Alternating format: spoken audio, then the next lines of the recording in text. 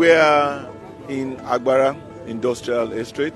This road, Agbara, Aton, Lusada, this road is a federal road. So 20 kilometers of 10-meter width expressway is comparable to a 40-kilometer single carriage road.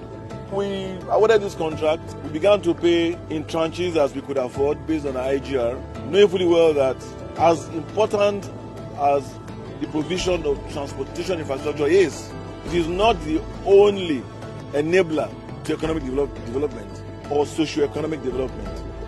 You can't just build roads alone and forget about healthcare. You can't just build roads alone and forget about providing housing. You can't just say you are building roads alone and spending all the funds you are allocating to roads alone and not refurbish and rehabilitate schools. You have to begin to allocate and apportion and strike a balance between education, healthcare, infrastructure, agriculture, food security, and so on and so forth. Unfortunately, inflation caught up with this construction, and the road is costing us more than we anticipated. But we are deeply committed to completing this road. This road is of economic importance to this corridor. It's a very important road to Ogun West. This road also goes to connect the Owode-Ilaro road, which is almost 27 kilometers, that we just commissioned.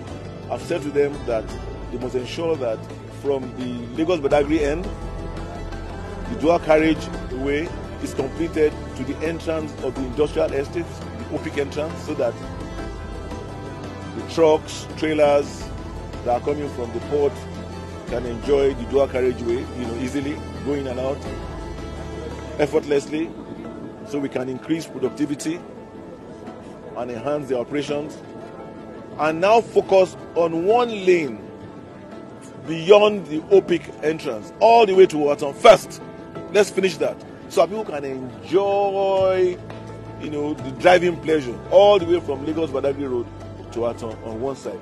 So 4.75 wide, one side. It will take at least, 4 vehicles as it is. Now let's finish that, because these roads have cost us so much. I mean, you can imagine a few months ago, you award a contract, before the ink dries on that contract, the cost of asphalt has increased 3 times in one day. In one day. So I said, let's finish this, because we are committed to it. We are a promise-keeping administration. We only make promises that we can keep, and we keep our promises as made. Once we finish it to the end of Aton, then they now start back and come back and do the other side all the way to the entrance of OPIC, which will already be a dual carriage road. These are roads that have been abandoned probably from the late 80s, that nobody had touched. Nobody had paid them any attention. Ilaro-Owode Road was also non-existent. It's a major arterial road in Yewa land. Today, there is no local government in Yewa land that does not have at least 2 roads that have been constructed. This is unprecedented in any administration.